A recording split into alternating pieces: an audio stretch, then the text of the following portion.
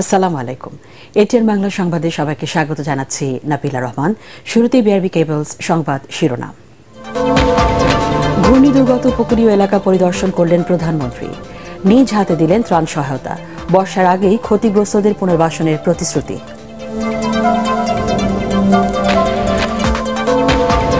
কলকাতায় উদ্ধার হওয়া মাংসপিণ্ড এমপি আনারের ধারণা গোয়েন্দাদের। হত্যার তদন্ত চূড়ান্ত পর্যায়ে ঢাকায় ফিরে জানালেন ডিবি প্রধান।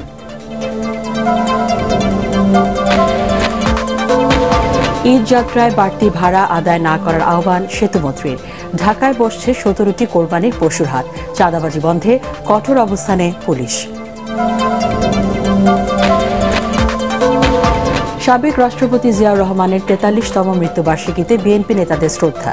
লুটেরাদের হাত থেকে দেশ রক্ষার অঙ্গীকার।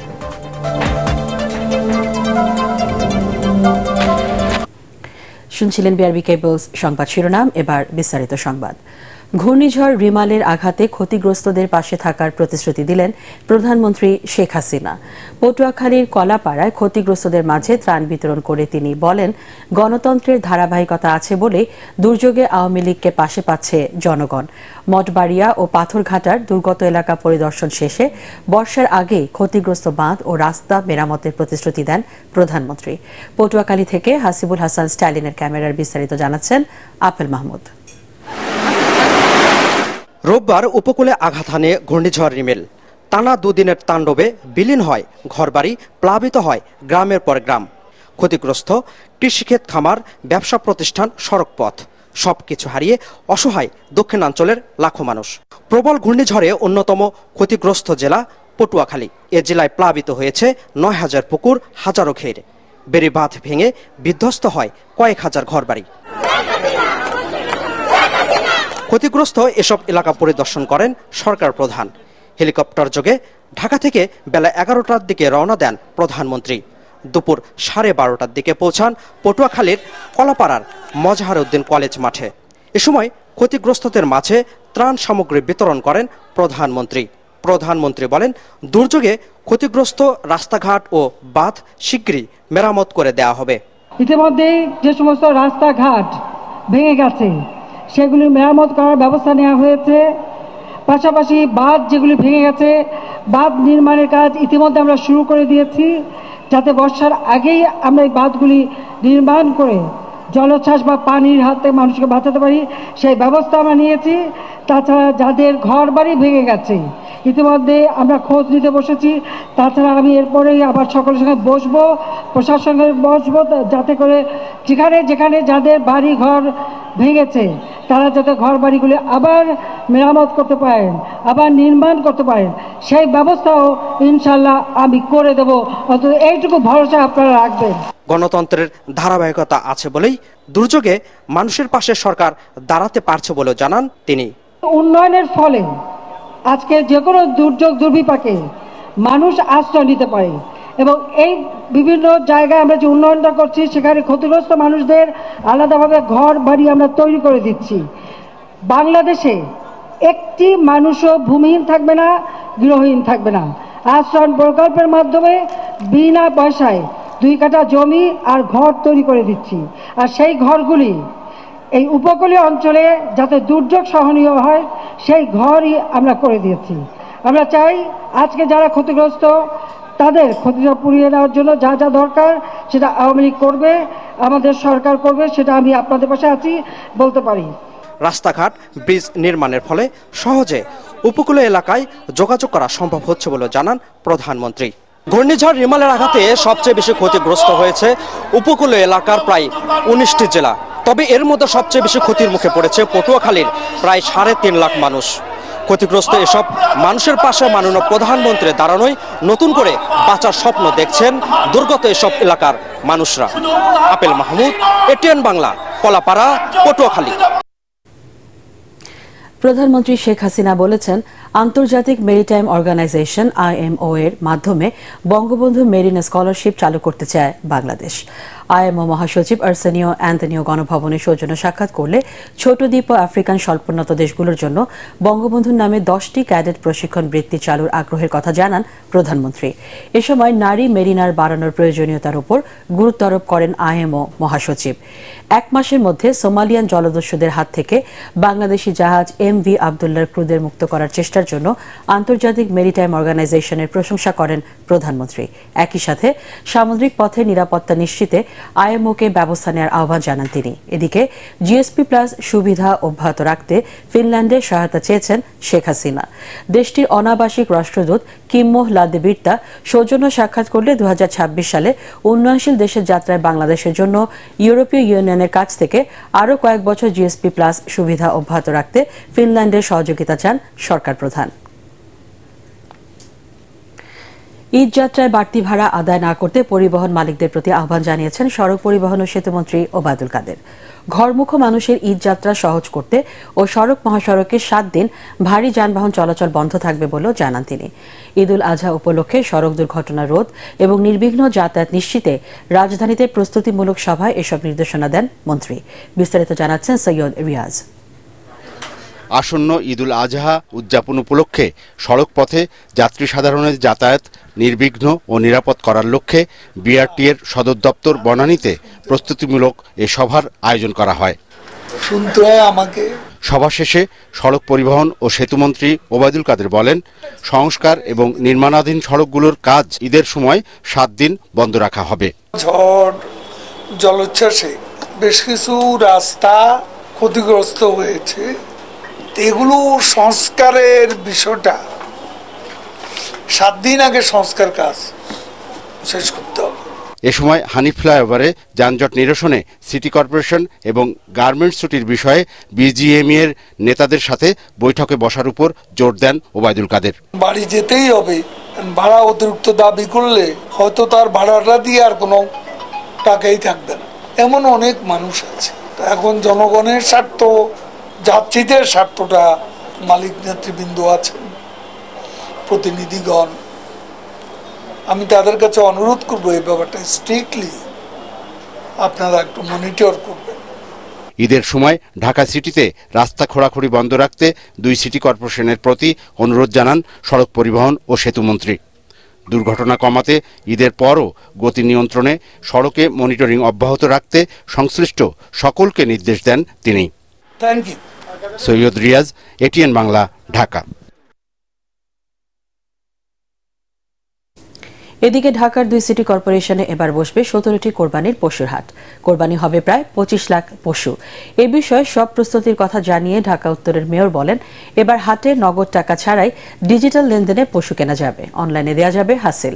সচিবালয়ে আন্তঃমন্ত্রণালয় বৈঠক শেষে স্থানীয় সরকারমন্ত্রী বলেন, পশু পরিবহনে চাঁদাবাজি বন্ধে কঠোর অবস্থানে থাকবে পুলিশ। রিপোর্ট করছেন মাহবুব কবির চপল। আমদানি ছাড়াই এখন পশু উৎপাদনে স্বয়ংসম্পূর্ণ বাংলাদেশ। প্রাণী সম্পদ মন্ত্রণালয় বলছে, সারা দেশে এবার কোরবানিযোগ্য পশু প্রায় 1,29 লাখ, যার বড় অংশ আসবে ঢাকা শহরে। 2 সিটি কর্পোরেশনে পশুর হাট বসবে 17টি। কোরবানির সুষ্ঠু ব্যবস্থাপনার জন্য সব সিটি কর্পোরেশন ও বিভিন্ন মন্ত্রণালয়ের কর্মকর্তাদের সাথে বৈঠক করেন স্থানীয় সরকার মন্ত্রী। সিদ্ধান্ত হয়, মহাসড়কের পাশে হাট না বসানোর, পশুবাহী পরিবহনে চাঁদাবাজি ঠেকানো, হাটে পর্যাপ্ত নিরাপত্তা ও জাল টাকার কারবার বন্ধে ব্যবস্থা নেয়ার। জাল টাকার জন্য মেশিন চেক করার জন্য কোনো এটা মোবাইল মেশিন, এটা কোনো ভারী যন্ত্র না, সব জায়গায় ইউজ করতে পারবে। পুলিশ সহযোগিতা করবে, আমরা সহযোগিতা করব, সবাই মিলে সাংবাদিকরা সহযোগিতা করবে। ঢাকা উত্তরের মেয়র জানান, স্মার্ট হাট গড়ে তুলতে প্রথমবারের মতো নানা পদক্ষেপ নিয়েছেন তারা। স্মার্ট বাংলাদেশ, স্মার্ট হাট, সেই কনসেপ্ট দিয়ে একটা গরু পছন্দ হলো কিন্তু তার কাছে সাফিসিয়েন্ট টাকা নেই, সাথে সাথে ক্রেডিট কার্ডের মাধ্যমেও সেখানে অনলাইন বা MMS এর মাধ্যমে তারা সকল ধরনের ট্রানজাকশন করতে পারবে। এছাড়াও এই প্রথমবারের মতন আমরা হাসিলের টাকাও অনলাইনে তারা দিতে পারবে। তিনি জানান, এবার রাজধানীতে 25 লাখ পশু কোরবানি হবে, রাতের মধ্যেই সরানো হবে সব বর্জ্য। ঢাকা উত্তর এবং ঢাকা দক্ষিণে 25 লক্ষ পশু কোরবানি হবে। এটি গরু, দুম্বা এবং ছাগলের হিসাবে 25 লক্ষ। 10,40,000 পলিব্যাগ আমরা নগরবাসীকে বিতরণ করতে যাচ্ছি। পলিব্যাগের সিমটা হচ্ছে 35 কেজি পর্যন্ত লোডটা নিতে পারে। ভালো একটি মেসেজ দিতে চাই যে আমাদের ঢাকা শহর আমরা সবচেয়ে আগে আমরা পরিষ্কার করে ফেলতে পারবো। এবারও কোরবানির জন্য জায়গা নির্ধারণ করে দেবে সিটি কর্পোরেশন, নির্দিষ্ট স্থানে করবে। এবং Mahbub Kabir Chapal, ATN Bangla, Dhaka. Director of local. বিএনপির প্রতিষ্ঠাতা ও সাবেক রাষ্ট্রপতি জিয়াউর রহমানের মৃত্যুবার্ষিকীতে গণতন্ত্র হরণকারী লুটেরাদের দখল থেকে দেশ রক্ষার অঙ্গীকার করেছেন দলটির মহাসচিব মির্জা ফখরুল ইসলাম আলমগীর।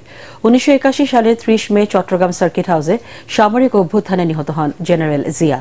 দলের প্রতিষ্ঠাতার 43তম মৃত্যুবার্ষিকীতে তার সমাধিতে শ্রদ্ধা জানান বিএনপি নেতারা। কামরুজ্জামান রাজীবের রিপোর্ট।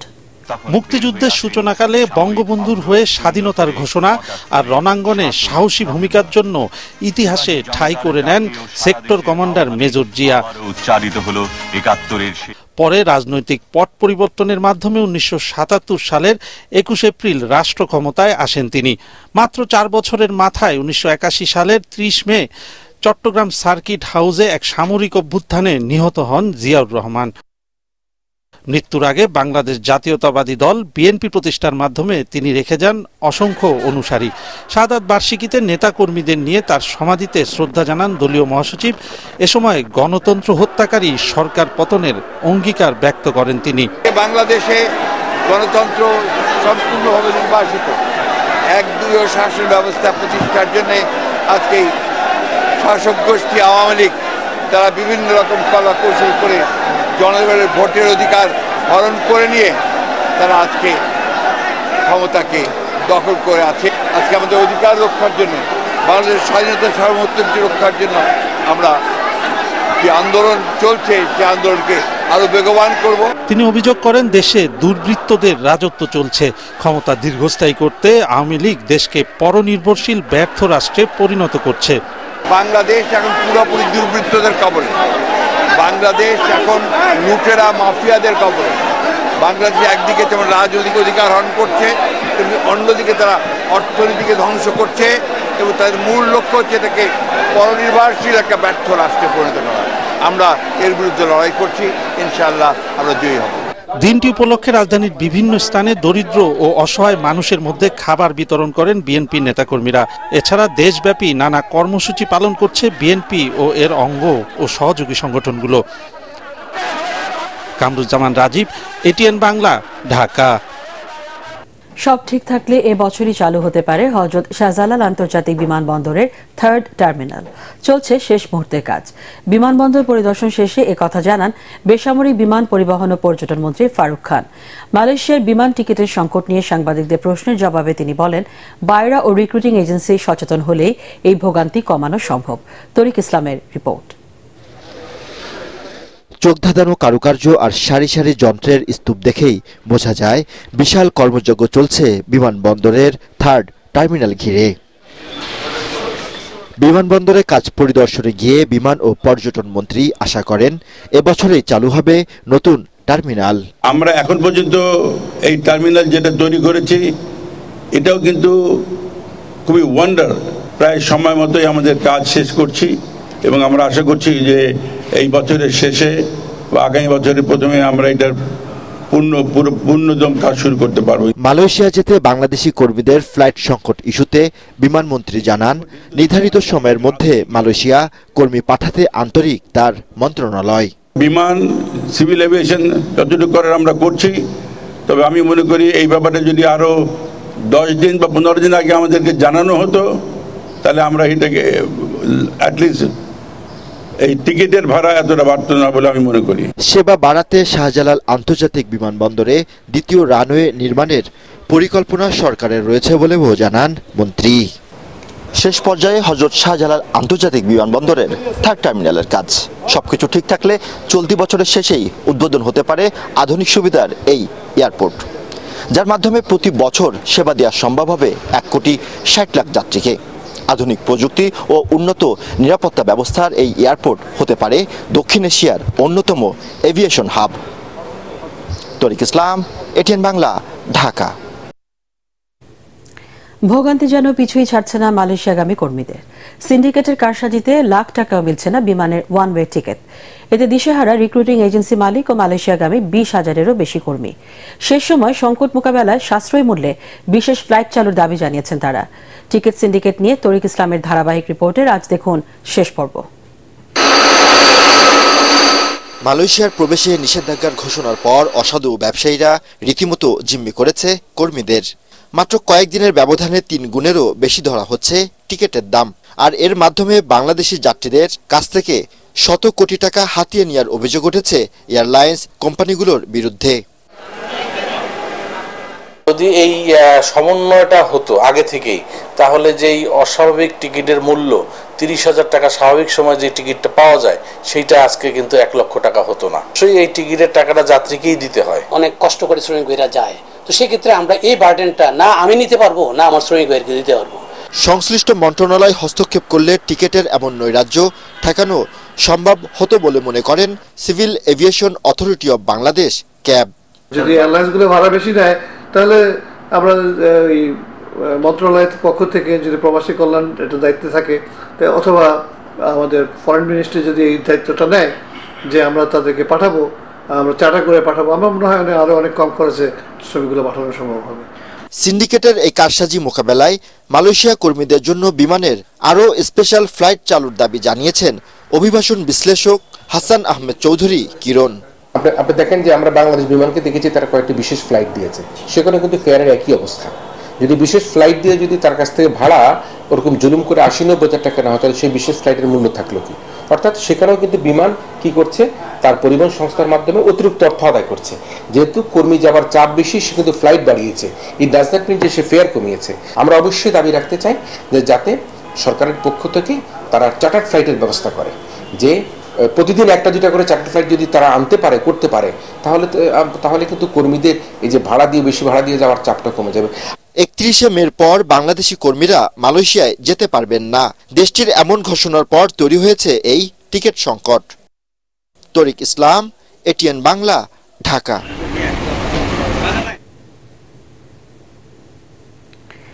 এদিকে 6 মাস বন্ধ রাখার পর বাংলাদেশিদের জন্য 12টি ক্যাটাগরিতে ভিসা চালু করতে যাচ্ছে ওমান।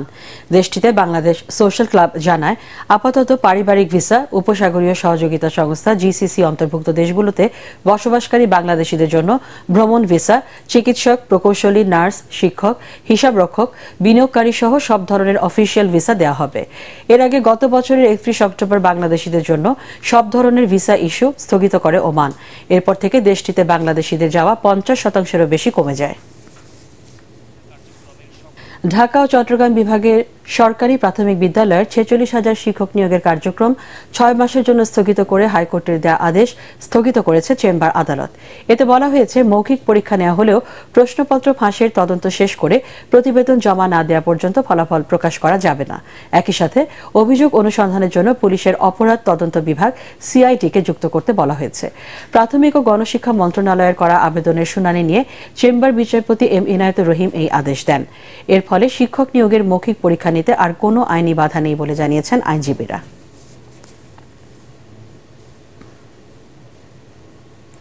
নিজস্ব সার্ভারে জন্ম নিবন্ধন করছে ঢাকা দক্ষিণ সিটি কর্পোরেশন, কিন্তু এর সাথে জাতীয় সার্ভারের সংযোগ না থাকায় এই নিবন্ধন সনদ দিয়ে শুধুমাত্র স্কুলে ভর্তি হওয়া যাচ্ছে। পাসপোর্ট সহ অন্যান্য সেবা থেকে বঞ্চিত হচ্ছে নিবন্ধনকারীরা। মূল সার্ভারে যুক্ত হতে গত 13 মে স্থানীয় সরকার মন্ত্রণালয়ের পক্ষ থেকে চিঠি দেওয়া হলেও এখনও নিজস্ব সার্ভারই রয়ে গেছে।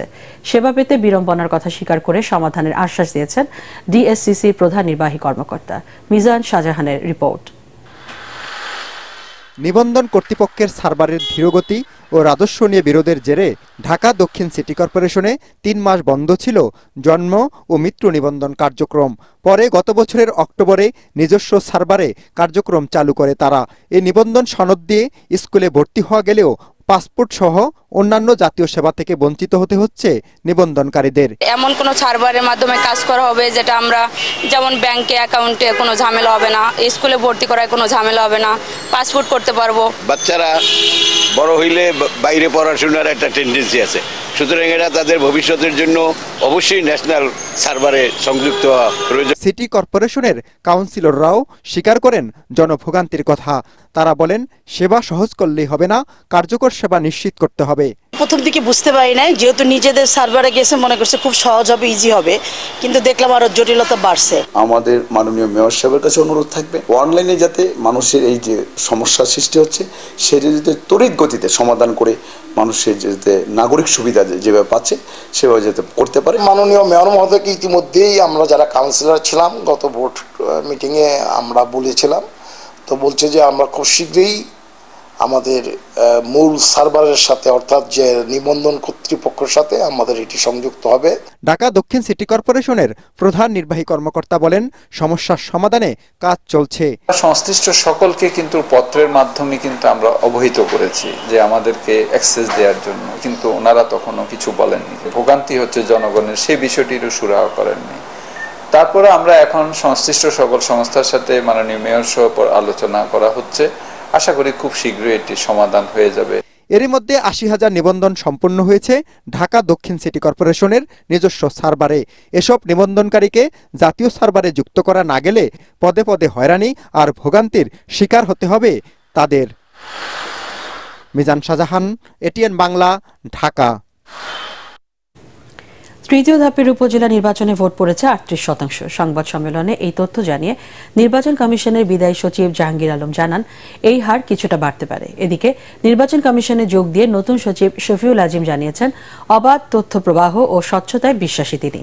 ইসির মিডিয়া সেন্টারে নির্বাচন কমিশন বিটে কর্মরত সাংবাদিকদের সংগঠন RFEDর পক্ষ থেকে বিদায়ী ও নতুন সচিবকে শুভেচ্ছা জানানো হয়। এছাড়াও বিদায়ী সচিবকে সংবর্ধনা ও নতুন সচিবকে বরণ করে নিতে আলাদা অনুষ্ঠানের আয়োজন করে ইসি সচিবালয়।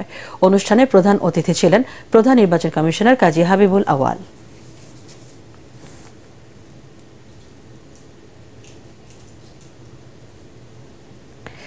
উজানের ঢলে সিলেটের সীমান্তবর্তী জৈন্তাপুর, গোয়াইনঘাট, কানাইঘাট ও কোম্পানিগঞ্জে বন্যা দেখা দিয়েছে। হঠাৎ ধেয়ে আসা ঢলে পানিবন্দী হয়ে পড়েছে কয়েক হাজার মানুষ। দুর্ভোগ কমাতে এই ৪ উপজেলায় অর্ধশতাধিক আশ্রয় কেন্দ্র খুলেছে স্থানীয় প্রশাসন। রাতেই পানিবন্দী মানুষদের নিয়ে যাওয়া হয় আশ্রয় কেন্দ্রে। এদিকে 2টি সড়কে পানি ওঠায় বিচ্ছিন্ন রয়েছে সিলেটের সঙ্গে গোয়াইনঘাট উপজেলার যোগাযোগ ব্যবস্থা।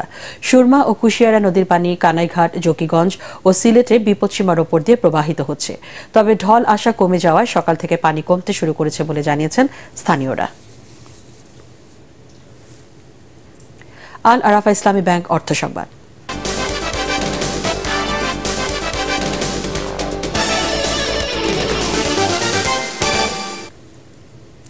অনুষ্ঠিত হল শাহজালাল ইসলামী ব্যাংক পিএলসি 23তম বার্ষিক সাধারণ সভা। ডিজিটাল প্ল্যাটফর্মে অনুষ্ঠিত এজিএম এ সভাপতিত্ব করেন ব্যাংকের চেয়ারম্যান ও সংসদ সদস্য AK আজাদ। সভায় 2023 সালের 31 ডিসেম্বর তারিখে সমাপ্ত বছরের নিরীক্ষিত হিসাব বিবরণী এবং নিরীক্ষা প্রতিবেদন গৃহীত ও অনুমোদিত হয়। এছাড়া 2023 সালের সমাপ্ত বছরে শেয়ার হোল্ডারদের জন্য 14% নগদ লভ্যাংশ দেওয়ার অনুমোদন দেওয়া হয়। এ সময় ব্যাংকের ব্যবস্থাপনা পরিচালক মোসলেউদ্দিন আহমেদ, এসিভিপি ও কোম্পানি সচিব আবুল বাশার, পরিচালক পর্ষদের ভাইস চেয়ারম্যানরা অন্যান্যের মধ্যে উপস্থিত ছিলেন।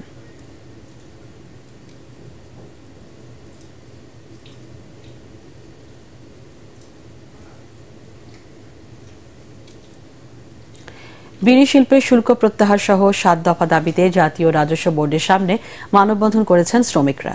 রাজধানীর আগারগাঁওয়ে জাতীয় রাজস্ব বোর্ডের সামনে বাংলাদেশ বিড়ি শ্রমিক ফেডারেশন আয়োজিত মানববন্ধনে বিড়ির ওপর অগ্রিম 10% আয়কর প্রত্যাহার সহ এসব দাবি তুলে ধরেন বক্তারা।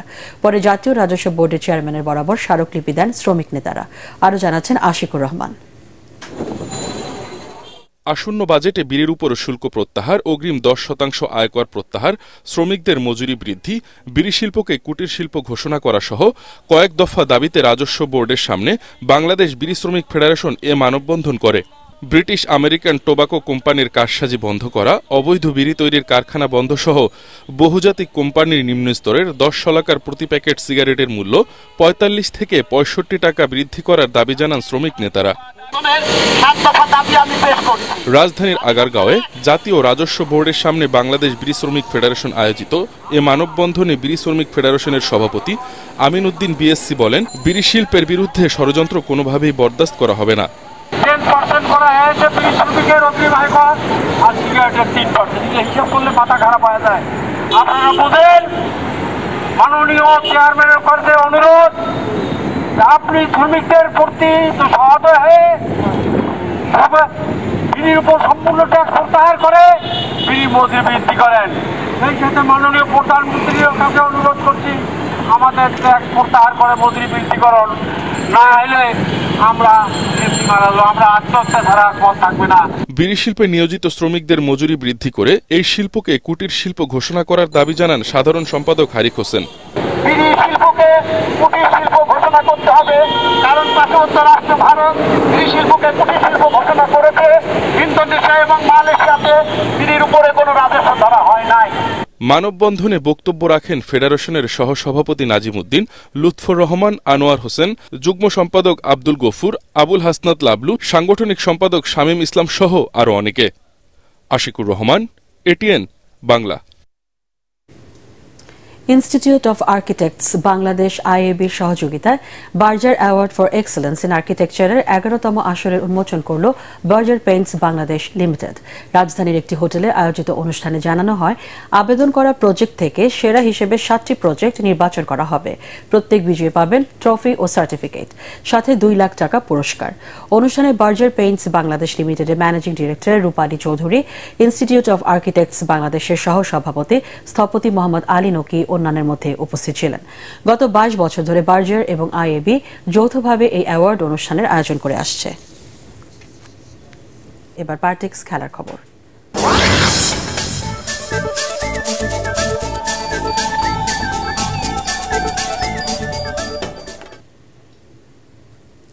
বাফুফের বর্তমান কমিটির কর্মকর্তাদের দুর্নীতির তদন্ত ও শাস্তি দাবি করেছেন জাতীয় দলের সাবেক ফুটবলাররা। জাতীয় প্রেস ক্লাবের সংবাদ সম্মেলনে তারা বলেন, ফিফা যাদের বিরুদ্ধে ব্যবস্থা নিয়েছে তাদের দেশের প্রচলিত আইনেও বিচার হওয়া উচিত। এস.এম. আশরাফের রিপোর্ট। গত 1 যুগ ধরেই বিভিন্ন মাধ্যমে কাজী সালাউদ্দিনের নেতৃত্বাধীন বাংলাদেশ ফুটবল ফেডারেশনকে অযোগ্য দাবি করে আসছেন সাবেক ফুটবলারদের বড় একটি অংশ। ফিফা র্যাঙ্কিংয়ে দেশের ফুটবলের অবস্থা, ঘরোয়া লিগের মান পড়ে যাওয়া সহ সারা দেশে স্কুল ফুটবল চালানোর ব্যর্থতার চিত্র তারা তুলে ধরেছেন বহুবার। সম্প্রতি সালাম মুর্শিদি সহ বাফুফের 5 কর্মকর্তার বিরুদ্ধে ফিফার শাস্তি ঘোষণার পর তাদের সে দাবিগুলো যে মিথ্যে ছিল না সে কথাই বললেন সাবেক ফুটবলাররা। তারা মাননীয় সংসদে আছেন, আজকে কোনো কিছু করতে গেলে প্রধানমন্ত্রীর কাছে খুব সহজে যাওয়া যাবে, এই কাজগুলি তারা করছেন, কিন্তু ফুটবলের কোনো উন্নতি করে নেই। প্রতি বছর বাংলাদেশ ফুটবল ফেডারেশনকে $1.2 মিলিয়ন ফিফা থেকে আসে, $500,000 AFC থেকে আছে। এই টাকাগুলি কোথায় যায়? আমরা ফাইট করলে আমরা এশিয়ার 10টা টিমের ভিতরে একটা টিম হতে পারতাম, সেইখান থেকে আমরা নামতে নামতে এখন 190-92 ছিল, এখন মনে 184। তারা আমাদের মানটা কোথায় নিয়ে গেছে। এ সময় তারা দেশের ফুটবলকে বাঁচাতে সকলকেই এগিয়ে আসার আহ্বান জানান। এই মুহূর্তে তাদের একত্রে পদত্যাগ করে অন্তত দেশের ফুটবলের প্রতি সম্মান দেখিয়ে তারা যদি এখানে সরে যায় তাহলে দেশের ফুটবলটা বেঁচে উঠবে। আরো কত বছর সময় পেলে ওনারা ফুটবল এবং তাদের এই দুর্নীতি বন্ধ করতে পারবে, এটা আসলে একটু ক্লিয়ার করা দরকার। এ বছরের অক্টোবরে বাংলাদেশ ফুটবল ফেডারেশনের নির্বাচনের কথা রয়েছে, সেখানে যেন দুর্নীতিবাজ কারো স্থান না হয় সে ব্যাপারে সবাইকে সজাগ থাকার অনুরোধ করেন সাবেক ফুটবলাররা। এস.এম. আশরাফ, এটিএন বাংলা, ঢাকা। 28তম জাতীয় জুনিয়র কুস্তি প্রতিযোগিতার বালক ও বালিকা উভয় বিভাগে চ্যাম্পিয়ন হয়েছে নড়াইল জেলা। এদিকে বালক বিভাগে দিনাজপুর আর বালিকা বিভাগে রানার্স আপ হয়েছে খুলনা। রাজধানী Shaheed captain M Mansur Ali handball স্টেডিয়ামে আয়োজিত প্রতিযোগিতায় বালক বিভাগে নড়াইল 3টি স্বর্ণ, 2টি রৌপ্য ও 1টি ব্রোঞ্জ জিতে চ্যাম্পিয়ন হয়। বালিকা বিভাগ জয় করে 5টি স্বর্ণ, 1টি রৌপ্য ও 1টি ব্রোঞ্জ পদক। ফাইনাল শেষে বিজয়ীদের পুরস্কৃত করেন বাংলাদেশ অলিম্পিক অ্যাসোসিয়েশনের মহাসচিব সৈয়দ শাহেদ রেজা। এ সময় অন্যান্যের মধ্যে বিওএ উপমহাসচিব আশিকুর রহমান মিকু এবং বাংলাদেশ রেসলিং ফেডারেশনের সাধারণ সম্পাদক তাবিউর রহমান পালোয়ান ও যুগ্ম সম্পাদক মেজবা উদ্দিন আজাদ উপস্থিত ছিলেন।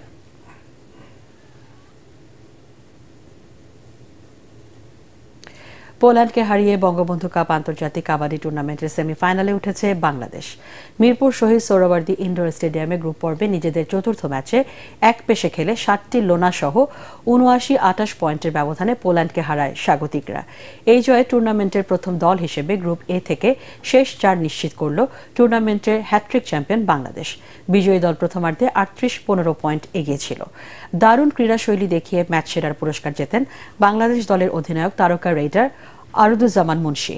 শুক্রবার গ্রুপের শেষ ম্যাচে লাল সবুজের দলের প্রতিপক্ষ নেপাল। সন্ধ্যা 6টায় শুরু হবে ম্যাচটি। শেষ করার আগে বিআরবি কেবলস সংবাদ শিরোনাম জানিয়ে দিচ্ছি আরেকবার। ঘূর্ণি দুর্গত উপকূলীয় এলাকা পরিদর্শন করলেন প্রধানমন্ত্রী। নিজ হাতে দিলেন ত্রাণ সহায়তা। বর্ষার আগেই ক্ষতিগ্রস্তদের পুনর্বাসনের প্রতিশ্রুতি।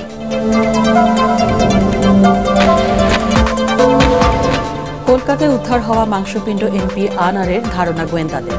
হত্যার তদন্ত চূড়ান্ত পর্যায়ে ঢাকায় ফিরে জানালেন ডিবি প্রধান।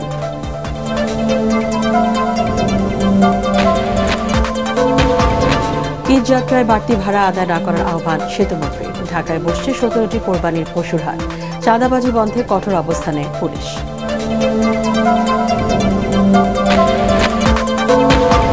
সাবেক রাষ্ট্রপতি জিয়াউর রহমানের 43তম মৃত্যুবার্ষিকীতে বিএনপি নেতাদের শ্রদ্ধা। লুটেরাদের হাত থেকে দেশ রক্ষার অঙ্গীকার।